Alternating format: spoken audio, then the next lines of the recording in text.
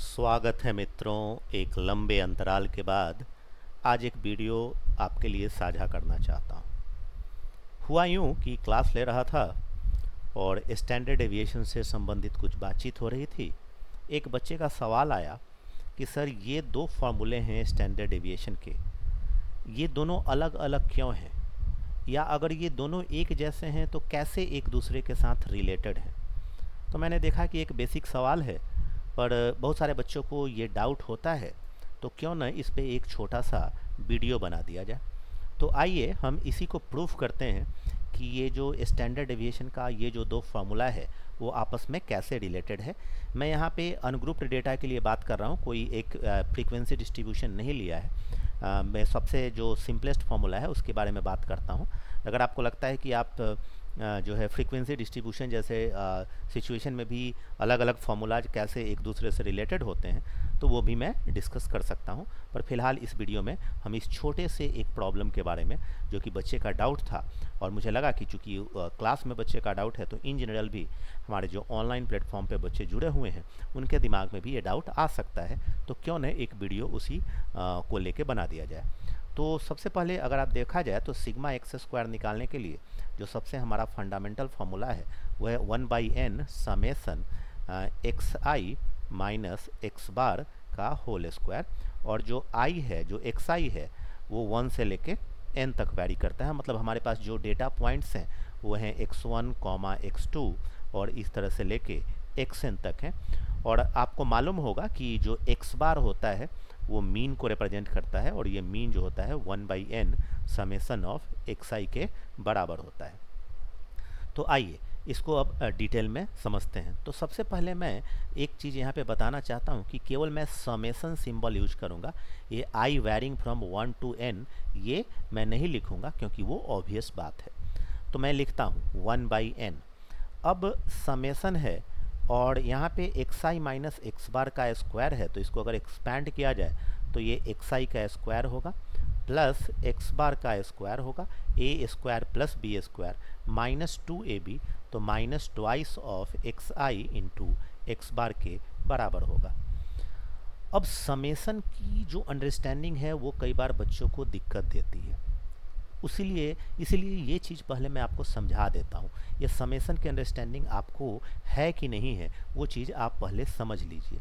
जैसे कहीं पे लिखा हुआ है समेसन ऑफ k प्लस 2, और k जो है हमारा वैरी कर रहा है 1 से लेके 5 तक। तो इसका मतलब क्या होता है? इसका मतलब होता है कि k की वैल्यू को आप 1 लेंगे तो आपको मिलेगा 1 प्लस 2, k की वैल्यू को आप 2 लेंगे तो आपको मिलेगा 2 प्लस 2, k की वैल्यू को आप 3 लेंगे तो आपको मिलेगा 3 प्लस 2, k की वैल्यू को आप 4 लेंगे तो आपको मिलेगा 4 प्लस 2, और k की वैल्यू को अगर आप 5 लेंगे तो आपको मिलेगा 5 प्लस 2। तो आपने क्या देखा कि यहाँ पे 1 है, यहाँ पे 2 है, सारे टर्म्स, सारे ब्रैकेट्स के जो पहले टर्म्स हैं उसको मैं एक साथ लिख दे रहा हूँ, और जो एक कांस्टेंट टर्म 2 ऐड हो रहा था वो सारे ब्रैकेट्स में आ रहा है। तो 2 1 2 3 4 और 5 बार आ रहा है, तो बेसिकली हम इसको डायरेक्टली लिख सकते हैं 5 इंटू 2। तो समेसन अगर ये कांस्टेंट के ऊपर रन किया और हर ब्रैकेट में ये कांस्टेंट आ रहा है, तो ये बेसिकली क्या हो गया? ये बेसिकली हो गया summation of k varying from 1 to 5, और इसको हम लिख सकते हैं 5 इंटू जो कांस्टेंट टर्म है 2। तो यही चीज़ आपको यहाँ पे भी इस्तेमाल करनी है। तो मैं क्या लिख रहा हूँ? मैं लिख रहा हूँ तो समेसन अब इस तीनों टर्म्स के ऊपर रन करेगा। मैं पहला टर्म के ऊपर समेसन को रन करता हूँ और ये होता है एक्स आई का स्क्वायर। अब गौर से देखिएगा, जो x बार है वो कांस्टेंट है, अब वो एक्स आई के ऊपर निर्भर नहीं कर रहा है, वो इस पर्टिकुलर प्रॉब्लम में कांस्टेंट है। तो x बार हर टर्म के साथ आ रहा है, और कितनी बार आएगा? चूंकि हमारे पास n डेटा पॉइंट्स हैं तो वो n बार आएगा, तो n इंटू एक्स बार का स्क्वायर हो जाएगा। और यहाँ पे अगर आप देखें तो 2 और x बार कांस्टेंट है, तो जो कि समेसन के बाहर आ जाएगा, और समेसन के अंदर जो चीज़ बचेगा वो बचेगा समेशन ऑफ एक्स आई। ठीक है, यहाँ तक कोई किसी को दिक्कत नहीं होगी। अब एक चीज़ यहाँ पे जो समझने वाली है, कि जो आपका एक्स बार होता है मेरे देश के प्यारे बच्चों, वो होता है summation of x i by n. तो यहाँ से आप एक चीज़ समझ पा रहे हैं कि सर समेसन ऑफ एक्स आई जो है वो n इंटू एक्स बार के बराबर होता है। हाँ सर, आप बिल्कुल सही बोल रहे हैं, ऐसा ही होता है, मैं आपकी बात से सहमत हूँ। तो अगर आप मेरी बात से सहमत हैं तो मैं इसको लिख देता हूँ 1/n, और यहाँ से क्या आएगा, यहाँ से आएगा समेसन ऑफ एक्स आई का square plus n into X bar का स्क्वायर माइनस 2x बार, और जो समेसन ऑफ एक्स आई है उसके लिए मैंने लिख दिया n इंटू एक्स बार।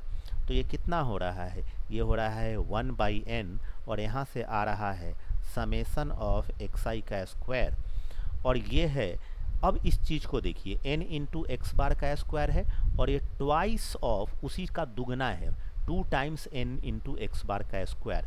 तो हमारा जो यहाँ पे है मैं इसको लिख देता हूँ ताकि आपको कोई असुविधा ना हो, minus twice of n into X bar का स्क्वायर।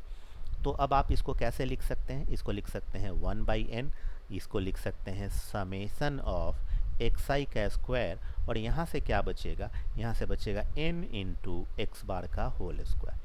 अब इनको आपस में मल्टीप्लाई कर दीजिए तो ये हो जाएगा 1/n और ये हो जाएगा समेसन ऑफ एक्स आई का स्क्वायर, और n कैंसिल हो जाएगा तो माइनस बच जाएगा एक्स बार का होल स्क्वायर। इसी चीज़ को हम लिख सकते हैं 1/n summation of x I का स्क्वायर माइनस, और एक्स बार क्या होता है 1/n समेसन ऑफ एक्स आई, और इस पूरे का स्क्वायर होता है। तो एक छोटा सा प्रूफ, एक बहुत ही छोटा सा और बहुत ही बढ़िया तरीके से ये प्रूफ करके मैंने आपको दिखाया कि जो आपके दिमाग में और उस बच्चे के दिमाग में जो ये सवाल आया था कि सर ये दोनों रिज़ल्ट आपस में कैसे रिलेटेड हैं, तो उसी सवाल को आंसर करने के लिए मैंने यहाँ पे ये प्रयास किया है। आशा है आपको ये वीडियो पसंद आएगा।